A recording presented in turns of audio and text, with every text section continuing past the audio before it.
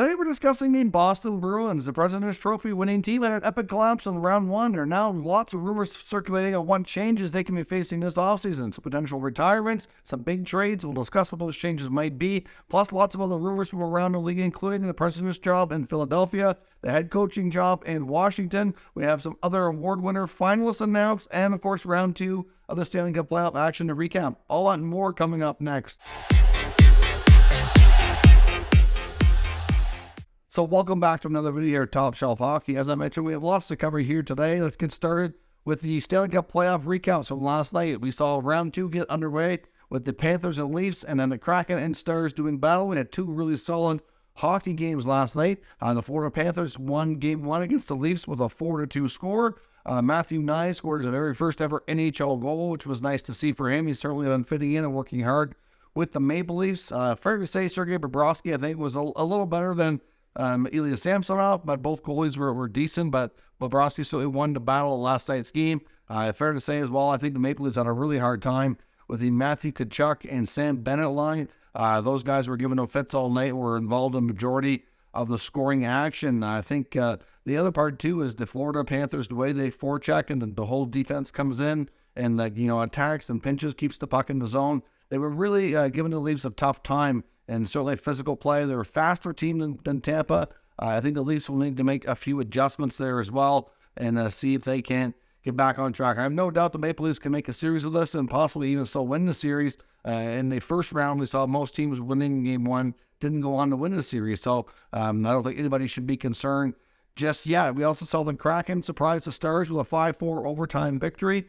All four Dallas Stars goals were scored by the returning Joe Pavelski, who put on quite a show. Not only did they score 4 goals, but all goals were scored in a different manner.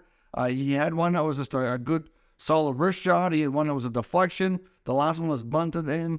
Just the way he went about things last night was certainly, a heck of a game for him. The Kraken, though, would not go away. They continued to get, a variety of players on the score sheet, which has been their whole motto of the whole playoffs. And in round one, they have such good depth, and they're getting scoring from pretty much all lines, which is something that most teams don't get. They don't have a lot of star players really racking up points, but they are getting points from most players, at least in small capacities, which makes all the difference in the world. Grubauer was good. Jake Ottinger for Dallas did look a little shaky. I would suspect, hopefully for his sake and Dallas' sake, that he'll get better and get rid of the nerves. I mean, all four, first, besides the overtime goal, the 4 Kraken goals came in the first period. So he did get better and settle in after that. Periods 2 and 3 were much better. And in the overtime goal, I don't think you can really blame Ottinger. Yanni Gourde scored that one, and it's just nobody really knew where the puck was. It was kind of just a weird scenario. So overall, a couple of good games, though, and we'll see where that goes. Tonight we have Carolina facing New Jersey and Edmonton going against Vegas in round one action of those games. Now, some other news and notes and rumors from around the league. First up, we got a signing in Arizona. The Coyotes have signed one of their prospects, 2019 fifth-round pick, Aku Ratu, who is the brother of Atu Ratu, who was drafted by the New York Islanders and is now a member of the Vancouver Canucks, who was traded in the Bo Horvat deal. He gets a 3-year entry-level contract. He's played 4 years now and finished his top pro league since being drafted. So we'll see if he can be a key contributor to the Coyotes down the road. But he gets his 3-year ELC. Should be making the jump to North America here in the fall. We also got word that one of the top Red Wing prospects, Simon Edvinsson, he did have to have surgery at the end of the year. I believe it was a shoulder surgery, and he's going to be out for a 4 to 6 month recovery. So there is a possibility, depending on the exact time, recovering how everything goes, he may be delayed starting the season or training camp. But if he has a good recovery on the shorter end of this spectrum here, then it's possible that he could be ready to go and not miss any time. But I know he's expected to challenge for a roster spot at training camp and be a big part of the team's future. So unfortunate for him that he had the end to the season with the injury and required surgery, but hopefully recovery goes well and he doesn't miss any time next season. The fourthperiod.com and Anthony DeMarco is reporting that a name to watch when it comes to the Philadelphia Flyers. Well, our team president role is actually Ed Olcyzk, current broadcaster, been in broadcasting for quite a long time. Of course, Olczyk's a long time, former player, has done a lot around the league over the years, but broadcasting is what we mostly know for now. But it's been rumored the last couple of years, actually. He's been mentioned in other circles as well. I know when the Blackhawks first kind of cleaned house after the whole Kyle Beach scenario unfolded. There was some talk and speculation that Eddie O might be heading to their organization to be a part of it in some capacity. Of course, with his ties to the Blackhawks from the past, but ultimately he did not end up in that kind of role. But we'll see what happens. I know other names we've heard as well include former Flyer Dave Poulin. Of course, he was a captain there for a while. A former NHL executive too, and of course some other NHL AGMs, including Cami Granato and Emily Castonguay in Vancouver. And I think that's the main names we've heard so far, but we'll see as they complete their search and determine what direction they're going in. One name to watch as well when it comes to the Washington Capitals and their head coaching vacancy would be Tampa Bay assistant coach Jeff Halpern. Now, the Lightning are out of the playoffs. I would suspect that he's expected to be interviewed here soon if he hasn't already. Of course, he's a well-respected assistant coach, has been in the rumor mill to be getting an opportunity sometime here in the near future. He's a former Capitals player as well, so he has ties on the organization. So we'll see if he ends up being a successful candidate, but he is a name that's reportedly in the mix.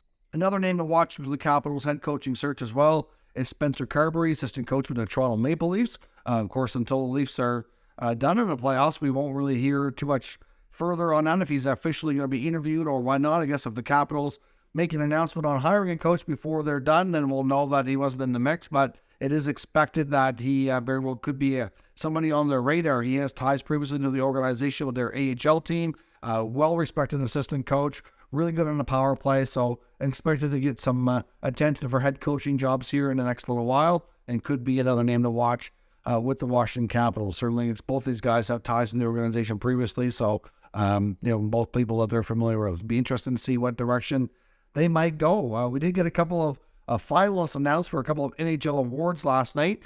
We found out that the Lady Byng finalists include New Jersey Devils top young center Jack Hughes, a longtime forward and captain of the Los Angeles Kings, Anze Kopitar, and the Tampa Bay Lightning forward Braden Point. All three players have phenomenal seasons, took very few penalties, and are certainly considered sportsmanlike and in that regard. So certainly well-deserved there. The Selke Trophy nominees as well include Patrice Bergeron. No shocker there. He's nominated every year, and with the expectation this might be his last season. At some point, I would hope that they would rename the award after him, considering how many times he's won. Wouldn't be shocking if he wins it one more time, but Patrice Bergeron is a finalist yet again, along with another Devil, Nico Hischier, and Toronto Maple Leaf winger Mitch Marner, who's actually really good in the PK. Nice to see him getting a little bit of recognition as well. We also got word today that longtime NHL defenseman Mark Bororetski has officially announced his retirement. Unfortunately, for Bororetski, he's in the league a long time. He only ended up playing 458 games. He's missed a lot of time in the last couple of years with injuries, concussions, and things that have kept him out of the lineup. He was a little bit of a late bloomer as well, which also impacted his games played. Put a lot of time in the minor leagues before he became a full-time member of the Ottawa Senators. Of course, that's where he started. Was part of their AHL franchise for quite a long time. He put in a lot of work in the minor leagues before he got a real solid run with the Senators and put in a number of years there before eventually moving on as they went into their rebuild and spent the last few years of his career playing for the Nashville Predators. But like I said, after he ended up in Nashville, he ended up with more injury issues, concussion issues, and it's sad to see the end for him, but he's had a good career for somebody who was probably had the odds were against him for sure to making it. But he's one of the toughest guys you'll ever meet and ever would have played. I think a lot of players that would have played against him would say that. He's done a lot of work for charity as well, just an all-around good player and good person. So certainly want to wish Mark Bororetski the best of luck in whatever comes next for him in retirement. Now, as we mentioned as well, I want to take a look at the Boston Bruins. The Bruins are a fascinating team now. It's going to be interesting to see how they navigate the offseason. There's going to be a lot of teams in this predicament as well, especially considering that, again, we're going to have very little salary cap movement, which is going to make things difficult on a lot of teams that are already at or near the cap with their obligations. They've already committed to contracts of players. But the Boston Bruins, as I mentioned, were the President's Award Trophy winning team this year. Not only were they the top team that won the President's Trophy, but they won it by a lot. They were the league's top team by a wide margin, and have an epic collapse in Game 7 against the Florida Panthers and losing the first round is an absolutely devastating loss for their fan base and the organization as a whole. You could tell the players were absolutely stunned as the Panthers celebrated after scoring the winning goal in Game 7. It was, just one of those moments that, especially with Patrice Bergeron, kind of looking around going, wow, is this over? Is this it? Is this how my career is going to end?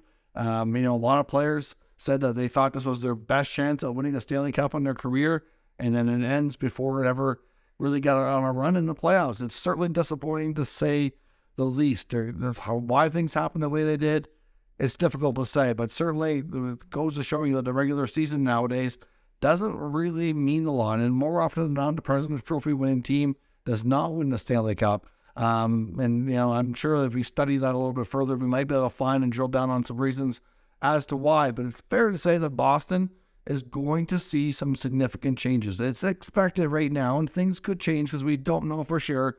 But I think the odds are high that David Krejci and Patrice Bergeron both retire. Now that they could change things here, maybe they come back for part 2 of The Last Dance. I don't know, but just based on how everything ended, based on their comments to the media, and based on how the team was reacting going off the ice after the Game 7 loss, it certainly had a feel like of this is it. We know Patrice Bergeron was dealing with a herniated disc in his back. Krejci mentioned he didn't really go into too much about injuries, but he said that he was not planning on playing over in Europe and going back to Czechia. He'd either play in Boston or that would be it. He and Bergeron have both had solid careers, and you can see that, at the end of the day, they failed in the playoffs, but I'm sure that's not how they want their careers to end. Like, can they put through their bodies to go through this whole thing and go through training camp another time? It's hard to say. There's a good chance that those two veteran guys might not be back. Now, because of the contracts they signed this year with low salaries, but bonuses included to make it well worth their while, they do have a $4.5 million bonus overage that's going to go against their salary cap next year. So not only are they already, somewhat tight because of all their obligations, but there's $4.5 million that comes right off the top of their salary cap that they have to cover these bonuses in that they can't use towards player expenditures. So that's going to make things even tighter.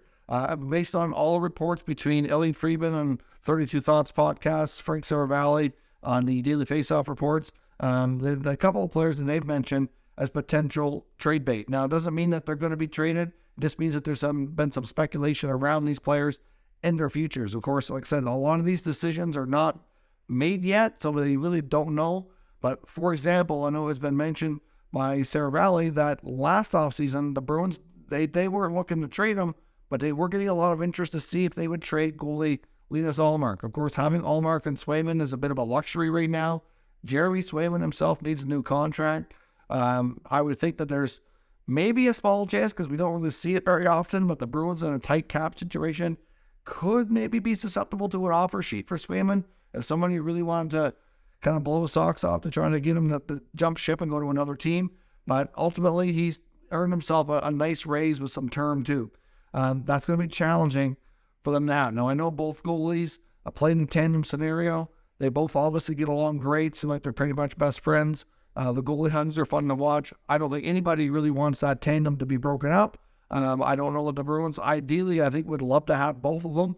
But you got to wonder with a tight cap situation if that might be a scenario to go at. Now, like I said, it was rumored that they were getting calls on Ullmark last year. Obviously, they chose not to move him, and he went on to have a Vezina Trophy type season in the regular season. Of course, he didn't do the greatest in the playoffs. Of course, he doesn't really have a history of being, a lot of playoff history you go by, right? So ultimately, after all his time in Buffalo, that's not something he was able to experience. But Ullmark is in a situation now that, he was definitely dealing with some injuries, but they wouldn't really go into detail as to what it was. So we really don't know. Obviously, if the injuries were not bad enough to keep him on the lineup, then I guess we just have to say he just didn't have a great series, and that's just the way it is. So, could one of the goalies be moved?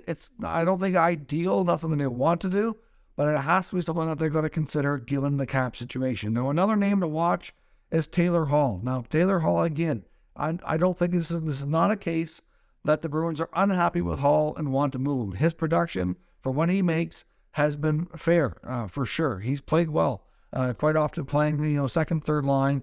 I think Taylor Hall fits there and has been a good player for them. There's no doubt. However, when they picked up Tyler Bertuzzi at the deadline, I think it's fair to say that Tyler Bertuzzi was very impressive. Had a good, real good playoffs with them, and at the end of the regular season too. Took a little time to fit in, but once he got going, he was a great fit, plays a great style that complements them. And Frank Seravalli was saying that if they want to try to keep Tyler Bertuzzi, that they may have to move out a salary like Taylor Hall to make it work. Because Tyler Bertuzzi had himself a good season. He's on a UFA now, and he certainly earned himself a real good raise. He may have priced himself out of Boston, and if that's the case, Boston may not look to trade Hall because they may not be confident they can sign Bertuzzi anyhow. But if they want to make a run at Bertuzzi and really want to try that, then Hall might have to be sacrificed to make it work. I guess if they feel like Bertuzzi is an upgrade and can be more, their style of player, and it has to happen, then they might have to consider it. But like I said, we also don't know the status of Bergeron and Krejci as well, because if they're not going to be coming back, that's going to leave some major holes at the center position. Of course, they had previously acquired Pavel Zacha, who's been a good fit there. He started on the wing, but he is a natural center, and he has played center some, of course, at time, depending on the lineup. And he could eventually move into more of a full-time center spot. That's possible. But you take out Bergeron and Krejci, do you want to go with Zacha and Coyle as your top two centers? Probably not. So if that's the case and they don't return, even if they don't sign Bertuzzi, it is possible that maybe Hall is sacrificed again to bring in a top six centerman. No, is there a lot of top six centermen around the league available? Not a lot, but I know I look to a team like the Winnipeg Jets, for example, and I see a guy like Mark Scheifele that could be on the market. That might be an option. So hard to say, Hall for Scheifele, would that work? Maybe. I'm not saying that there's obviously no rumors or suggestion that those teams are talking, but you know what? It's just an idea based on the rumor mill of what's been available out there. But either way, Taylor Hall very much could be a trade piece for the Bruins to fill other holes or keep Bertuzzi if they're going to be able to do that. Now, another name to watch is Matt Grzelcyk on defense. Certainly a name that's been in and out of the lineup, was not a regular in the playoffs. Basically, the consensus here is that they have a lot of defensemen that play a similar style, and they want to move him to find maybe a cheaper defenseman who can play a little bit different. Now, of course, he was making $3.69 million on the left side. They have obviously guys playing ahead of him, like obviously McAvoy and Carlo and Lindholm. Orlov is very likely to stay, which obviously will, take him out of the lineup. That kind of creates a little bit of a hole, but still, Grzelcyk might stay, but he could also be moved to find a replacement that can cost less money and either do a similar job or play a different style that they might want as well, which could be good for the cap. And so at the end of the day, we could see significant change between retirement and trades in Boston, but it's a little bit early to know 100% for sure. But these are the rumors after the early dismissal from the playoffs by the Boston Bruins. Be love to know what your thoughts are on what we might see from them down in the comment section. So let me know your thoughts and we'll talk about it further. If you're new to the channel, make sure you subscribe and stick around. We'll keep you up to date with the latest news, rumors, and analysis of all 32 NHL teams. Thank you for watching, and I'll catch you next time.